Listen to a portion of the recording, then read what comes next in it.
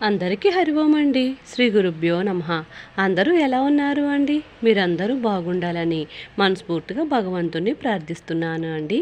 ఈరోజు హనుమని విజయోత్సవం అండి. హనుమంతుణ్ణి పూజించుకోవాలని సంకల్పించుకొని ఈ విధంగా పీటను ఏర్పరచుకొని హనుమంతునికి ఎంతో ఇష్టమైన తమలపాకులను, సింధూరాన్ని, పూలను తెప్పించుకొని సిద్ధంగా ఈ విధంగా ఏర్పాటు చేసుకున్నాను అండి. అయితే ఈ రోజున హనుమత్ విజయోత్సవంగా జరుపుకుంటారు అండి. ఆంజనేయుని ఆలయాలు, శ్రీరాముని ఆలయాలు ఈ పండుగ నిర్వహించుకుంటారు అండి. అయినా ఆంజనేయుని స్మరించినంతనే బుద్ధిబలం, యశస్సు, ధైర్యం, నిర్భయత్వము, వాక్పటుత్వము కలుగుతాయి అండి. మహావీరుడైన ఆంజనేయుడు బ్రహ్మ, విష్ణు, శివాత్మకుడని పేర్కొంది అండి. సౌన సహిత హనుమత్ సేవ తత్పరులకు భోగము, మోక్షములు రెండూ కలుగుతాయి అండి.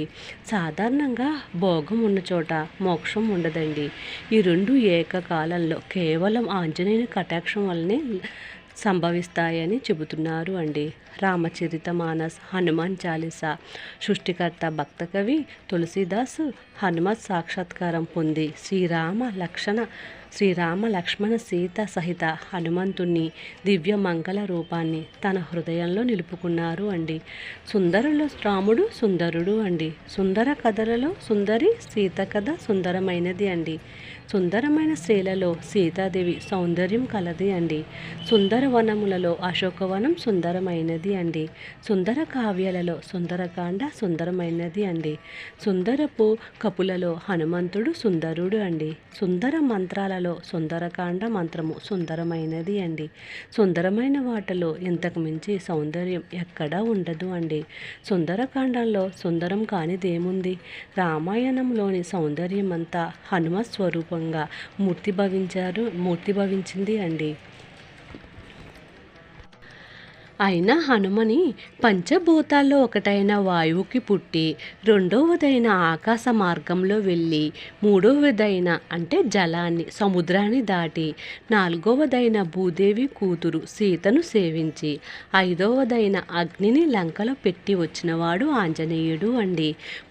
మనలను కాపాడుతాడని తమిళ కవి కంబన్ తన రామాయణంలో హనుమంతుని పంచభూతాత్మకంగా స్తుతించాడు అండి.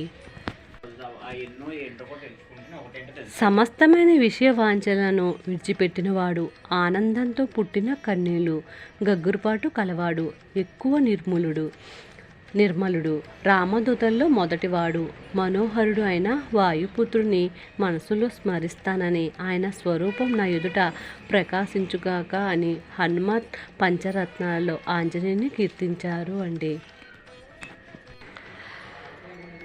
అప్రమేయమైన శక్తి, అద్భుతమైన యుక్తి, అచంచలమైన భక్తి, సంశోభితమైన ఒక త్రివేణి సంగమం ఆంజనేయుని మహోన్నతమైన వ్యక్తిత్వం అండి. ఆ వ్యక్తిత్వానికి వన్నీ తెచ్చినవి ఆయన దేహబలం.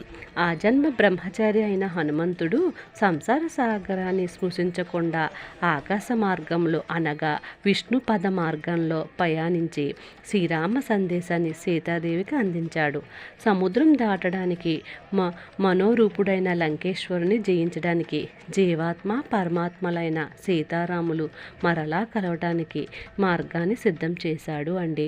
రోమాలలో రామనామం నింపుకున్న హనుమంతుడు ఎక్కడ రామ శబ్దం వినపడుతుందో అక్కడ వినమ్రుడై ఆనంద బాష్పాలు నిండిన కళ్ళతో తదేకైన బుద్ధితో వింటుంటాడు అండి. ప్రపంచంలో నా కథ ఉన్నంత వరకు నీ కీర్తి శరీరము ఉంటాయి. ఈ లోకాలు ఉన్నంత వరకు నా కథలు స్థిరముగా ఉంటాయని శ్రీరాముడు హనుమంతుని ఆశీర్వదించాడు అండి. ఈ విధంగా హనుమంతుని యొక్క విజయోత్సవం రోజున హనుమంతుని పూజను చేయాలని సంకల్పించుకొని ఈ విధంగా పీటను ఏర్పరచుకొని హనుమంతునికి ఎంతో ఇష్టమైన తమలపాకుల దండను, రాముల వారికి ఎంతో ప్రీతికరమైన పసుపు పూల దండను ఈ విధంగా అలంకరించుకున్నాను అండి. ఆ తర్వాత హనుమంతుని పూజ ఎప్పుడు చేసుకున్న హనుమంతుని యొక్క లాంగూలానికి అంటే తోకకు సింధూరంతో బొట్టును పెడితే చాలా మంచిది అండి. ఆ సీతమ్మ తల్లి దయ మన మీద పడి దీర్ఘ సుమంగలిగా జీవిస్తారు అండి.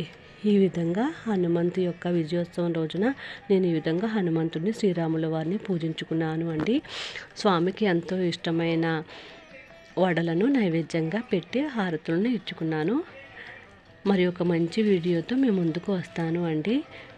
నన్ను ప్రోత్సహించండి. ఈ వీడియో కనుక మీకు నచ్చినట్లయితే ప్లీజ్ లైక్ చేయండి, షేర్ చేయండి, కామెంట్ చేయండి, సబ్స్క్రైబ్ చేయండి. లోకా సమస్త సుఖినో భవంతు.